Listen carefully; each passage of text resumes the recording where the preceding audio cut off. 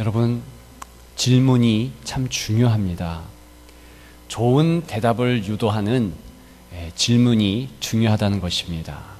그래서 아인슈타인은 이렇게 말했습니다. 나에게 1시간이 주어진다면 처음 55분은 적절한 질문을 결정하는 데 쓸 것이다. IBM의 창설자인 토마스 왓슨 또한 이렇게 말했습니다. 답을 구하기 위해 적절한 질문할 능력이 있다면 절반 이상은 이기고 시작하는 셈이다. 여러분, 그래서 그랬을까요? 성경에 보면 수많은 질문들이 나오고 있습니다. 그 가운데서 하나님께서 직접 인생에게 하는 질문이 참으로 많습니다. 저는 오늘 그 질문들 가운데서 하나의 질문, 특별히 하나님께서 물음표를 찍으신 오늘 본문의 질문에 주목하고 싶습니다. 그것은 34절에 나오는 질문입니다. 무엇입니까? 그를 어디 두었느냐? 그를 어디 두었느냐? 이 질문을 통하여서 하나님의 마음, 인생을 향하여서 좋은 대답을 해달라는 그 하나님의 마음을 같이 나누고 싶습니다. 여러분, 오늘 본문 그를 어디 두었느냐, 이 말씀을 통해서 알 수 있는 하나님 마음은 어떠한가요? 첫째, 인생 본질을 깨달으라는 것입니다. 인생은 도움 없으면 살 수 없다. 그것을 오늘 이 질문을 통해서 알려주신다는 것입니다.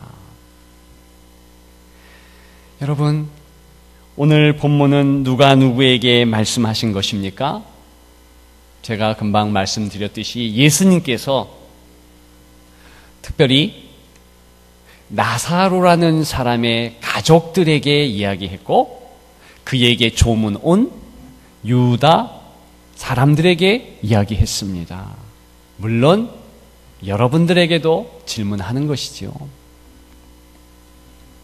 이 나사로의 면면을 보게 되면 11장 1절에 나오듯이 이 사람은 병자예요. 병자는 어떻습니까? 다른 사람이 도와야 살 수 있습니다. 그래서 오라비, 오빠가 병자이므로 열심히 수발이 되는 두 누이가 있잖아요. 마리아와 마르다입니다. 잘 섬겼습니다. 그런데 이 오빠 나사로가 죽었다는 것입니다. 예수님이 오시는데 죽은 지 나흘이 지난 이후입니다. 우리가 오늘 읽지 않았지만 11장 성경을 보면 예수님이 그 가족을 사랑했다는 것을 알 수 있습니다. 그런 예수님께서 질문하는 것입니다. 그를 어디에 두었느냐? 여러분, 이 질문을 가장 우리의 집중을 다해서 살펴보면 이상한 질문입니다. 일단 그를 어디에 두었느냐? 그를 그랬습니다. 여러분, 생각해 보십시오. 이미 죽은 지 나흘이 되었습니다. 시신이에요. 그러면 시신을 그를이라고, 그 사람이라고 지칭해야 되는 것입니까? 여러분들이 상식적으로 생각한다면 그 시신 어디에 있습니까? 그 시신 어디에 두었는가? 이렇게 물어봐야 되는 것이 정상적입니다. 여기서 하나님의 마음을 우리는 알 수 있어요. 왜냐하면 우리 하나님께서는 그 자녀의 육신의 죽음 앞에서도 그 죽은 시신을, 그 육신을 여전히 자녀로 여기신다는 것입니다. 그렇죠? 저와 여러분들의 개념에는 인생은 어디부터 어디입니까? 그것 가지고도 이야기하잖아요. 어떤 이들은 수정된 여인의 모태에서부터 인생이 시작된다. 어떤 이들은 아니다. 이 땅에 태어날 때부터 인생이 시작된다. 그렇게 다릅니다. 기독교인들은 어떻습니까? 당연히 어머니의 모태에 착상된 이후에 수정란이 되고 세포 분열 시작되는 바로 그때를 적어도 인생으로 본다는 것입니다. 그래서 시편 139편에 다윗은 내 형질이 다 완성되기 전에 하나님이 나를 붙잡으셨다. 그런 고백을 하는 것 아니겠습니까? 그것이 기독교적입니다. 그래서 적어도 기독교인은 수정된 그 순간부터 하나님의 인생이 시작된다. 그렇게 여기는 것입니다. 왜 낙태를 반대합니까? 생명체로 보기 때문에 낙태를 반대하는 것입니다. 그렇다면 여러분들은 인생의 끝을 언제로 보십니까? 당연히 많은 사람들은 그 인생을 육신의 생명을 떠나면서 이제 시신이 되었다. 그것이 되었다. 그렇게 지칭하고 부른다는 것입니다. 그러나 하나님은 창조자이시므로 하나님의 자녀가 흙으로 돌아가는 그 시점에도 역시 하나님의 자녀로 품으신다는 것. 그래서 오늘 그를 이렇게 말씀하고 있다는 것입니다. 이것이 얼마나 큰 우리를 향한 하나님의 사랑이란 말입니까? 여러분, 오늘 이 질문에는 또 다른 의문점이 듭니다. 만약에 병들어 죽은 이 나사로의 시신을 여전히 하나님의 마음으로 그를 이라고 지칭했다면 그 다음 연이어지는 내용이 이상하지 않습니까? 어디 두었느냐? 어디 두었느냐? 인생은요, 움직여서 목적지로 향하는 존재이지 누군가 이동케 하고 짐짝이나 물건같이 여김 당하는 대상이 아닙니다.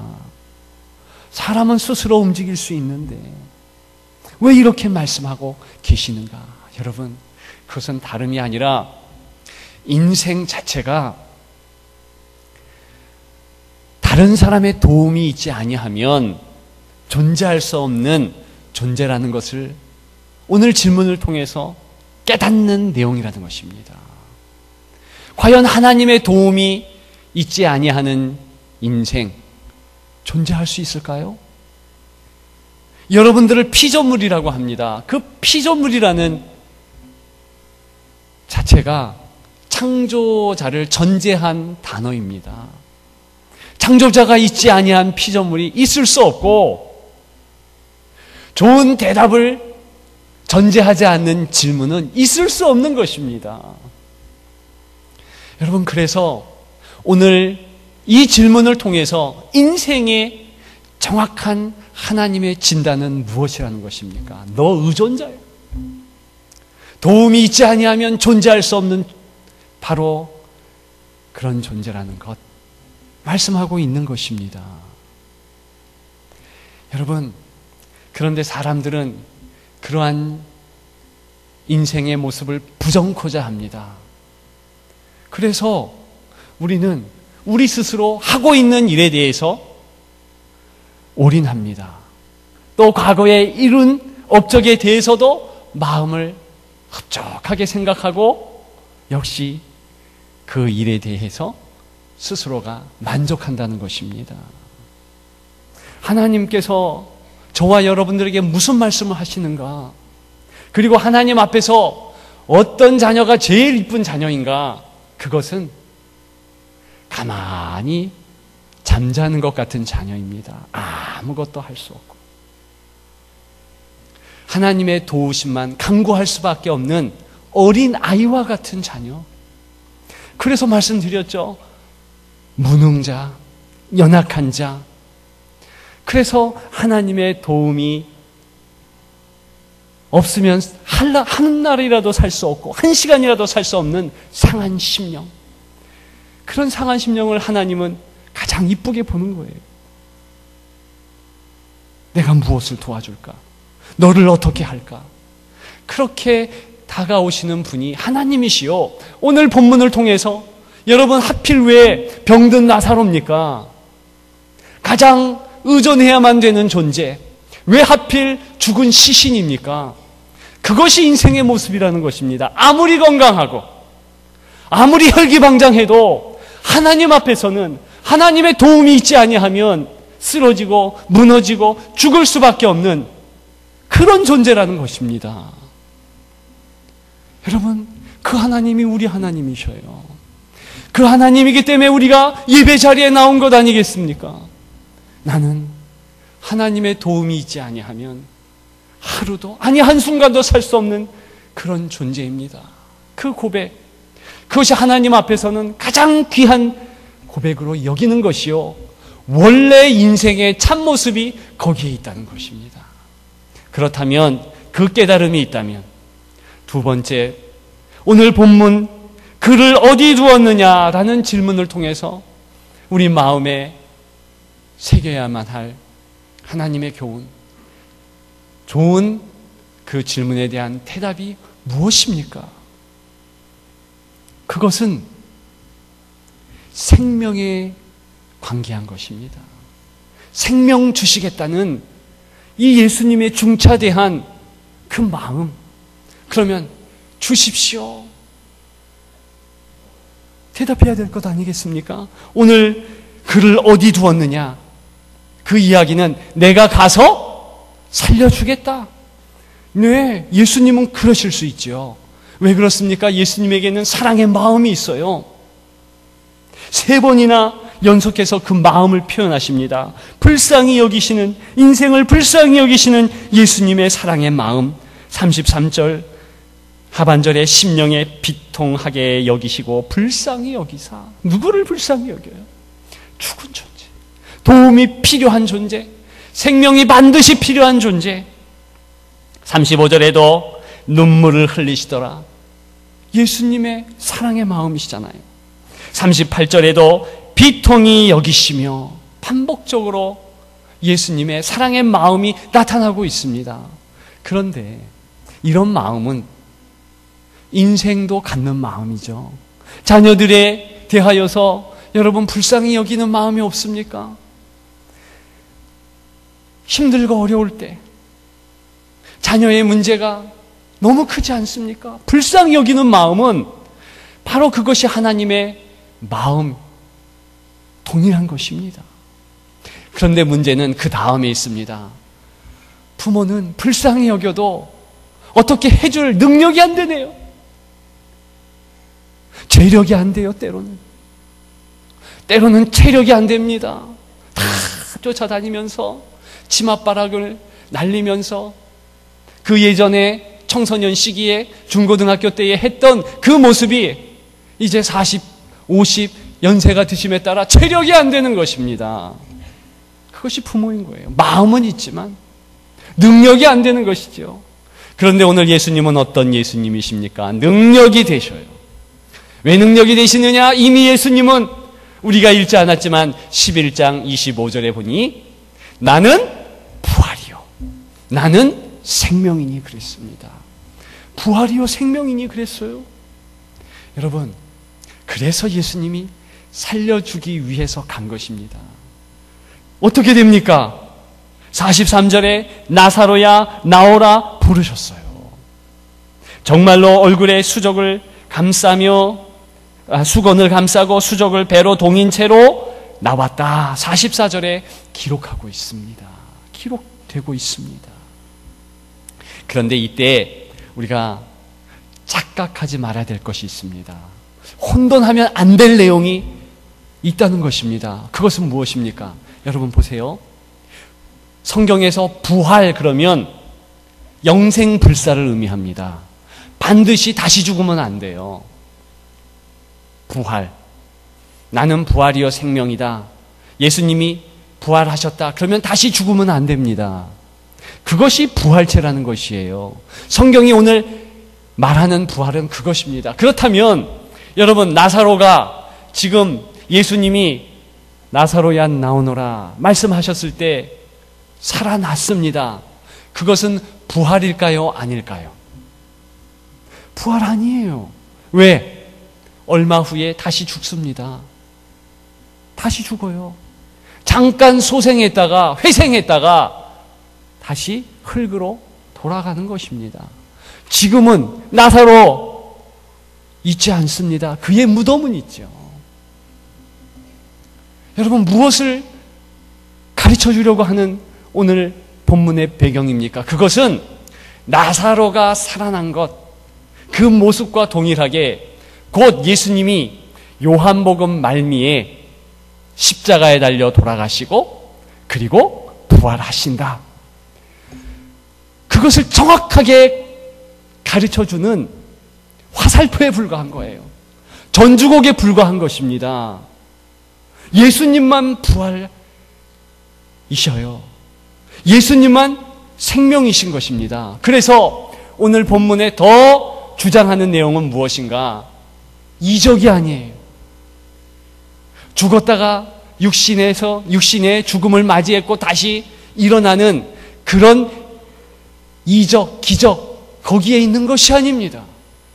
오히려 죄인을 일으키시는 하나님, 예수님을 통해서 죄인을 일으키셔서 죄와 허물로 죽었던 인생을 살려주시고 이제는 뺏기지 않아 다시는 죽지 않는 영생불사의 영혼의 은혜, 그리고 육신도 실제로 나중 예수님이 재림하실 때 부활하는 그 은혜를 주신다는 것입니다. 핵심은 여기 있는 거예요. 그래서 요한복음 끝자락에 무엇이라고 성경은 말합니까? 요한복음 20장 31절, 오직 이것을 기록하면, 이때 이것은 영어로는 signs, 표적, 이적, 요한복음 11장에 나오는 이렇게 나사로가 죽음에서 살아나는 이런 기적, 이 기적을 기록하면 너희로 예수께서 하나님의 아들 그리스도이심을 믿게 하려 하며 또 너희로 믿고 그 이름을 힘입어 생명을 얻게 하려 함이니라. 생명이 있다는 것, 그것을 깨닫고 붙잡으려고 나아가게 하고자 하십니다. 오늘 본문 말하고 있는 줄 믿습니다. 여러분, 그러면 이제 세 번째, 오늘 본문을 통해서 가져야 할 하나님의 마음, 하나님의 가르침, 교훈을 깨달을 수 있어야 됩니다. 그것은 무엇입니까? 생명 초대, 거기에 응답하라는 것입니다. 두 부류의 사람들이 응답해야 됩니다. 첫째는 아직 구원의 확신이 없는 자. 오늘 예배 자리에 나오셨습니까? 구원의 확신을 가지십시오. 하나님의 생명이 내게 있으면 보라, 새 것이 되었도다. 새 생명이 되었으므로 내가 매일매일 기쁨의 삶을 살 수 있습니다. 여러분, 이 나사로가 먹고 마시면서 얼마나 기쁨의 삶을 살겠습니까? 인생 후반을 그렇게 살 수 있다는 것입니다. 거기에 교훈이 있는 거예요. 영혼이 새롭게 새 생명을 얻으면 예수님의 생명력으로 말미암아 기쁜 거예요. 즐거운 거예요. 감사가 넘치는 것입니다. 생명의 축제가 계속 있는 것입니다. 고로 아직 구원의 확신이 없는 분들은 꼭 교역자를 찾아가십시오. 다 약속했습니다. 누구든 상담을 요청하면 구원의 확신. 여러분, 사도행전에 보니까 간수장이 사도 바울에게 찾아와서 다른 건 이야기하고 부탁하는 것이 아니라 어떻게 구원을 받습니까? 여러분, 이 질문보다 더 큰 인생의 질문이 어디 있습니까? 꼭 물어보십시오. 순장님, 순모님, 부순장님 다 그런 데의 전문인입니다. 물어보셔서 꼭 응답하시는 우리 새 가족들, 구원의 확신 없는 여러분들 되시기를 축복합니다. 그런데 구원의 확신이 있는 이들에게, 그 부류에게 한 가지를 주문하고 있습니다. 응답하라고 요청하고 있습니다.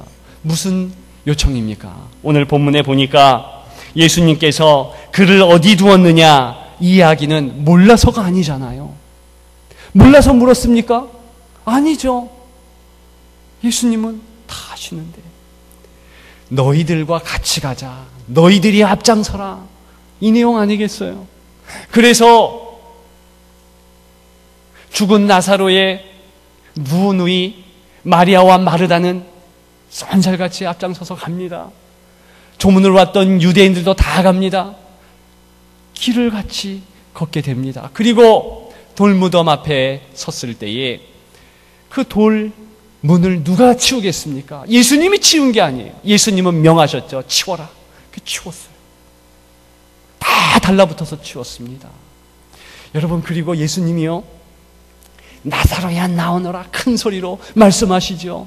근데 죽은 자는 뭐 그렇게 얘기 안 해도 돼요. 영적이라, 영적에서 육적인 목소리가 크다 작다 전혀 신경 안 쓰고 상관없습니다.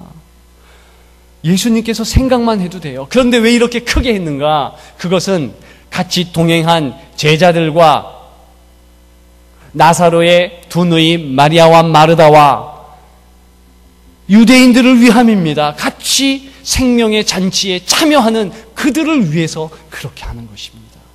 여러분, 생명의 잔치는 예수님을 위시해서 주의 사람들이 같이 가는 거예요. 여러분, 그래서 사순절의 기간 가운데서는 생명구원의 잔치가 배설되는 법입니다. 여러분, 우리 교회도 그렇잖아요. 예수님의 이름이 필요한 자, 영혼이 죽은 자, 부활이 필요한 자, 그들에게 예수 이름의 생명을 증거해야 될 사명이 있다는 것입니다. 여러분, 꼭 주님께서 응답하라 이야기할 때 응대하시는 여러분들 되기를 축복합니다. 이제 말씀을 마치고자 합니다. 여러분, 교회는 돈이 많아서 박수받고 또 돈이 재정이 풍성함으로 좋은 교회가 되는 것이 절대로 아닙니다. 똑똑한 사람들이 많이 있어서 그들의 학식, 학문이 어디든 가서든 조직화시켜주고 풍성하고 이래서 좋은 교회가 되는 것이 절대로 아닙니다. 단 한 가지, 예수 생명. 여러분, 다른 것은 다 부족해도, 세상 것은 전혀 없어도 주님이 세상과는 다르다고 그랬잖아요. 예수 생명이 있고 그 예수 생명을 위하여서 기도하며 예수 이름을 증거하는 복음의 전도자들이 있으면 생명체입니다. 교회는 그것으로 사는 겁니다. 여러분, 지금 우리가 순초청잔치를 하고 있어요. 저는요, 이 순초청잔치 너무나 귀한 하나님의 애정이 있는 잔치라고 봅니다. 그래서 마마순이 되었으면 좋겠어요. 마마순, 마마교회가 되었으면 좋겠습니다. 무슨 얘기냐? 마리아와 마르다의 순조지, 마리아와 마르다의 교회 되었으면 좋겠어요. 예수님이 같이 가자 그럴 때 마음을 다해서 가고 돌을 힘을 다해서 옮기고 생명잔치에 헌신하는 그 모습, 바로 우리의 모습 될 줄 믿습니다. 기억하시고 생명 초청의 은혜가 있는 저와 여러분들 되시기를 주님의 이름으로 축복합니다.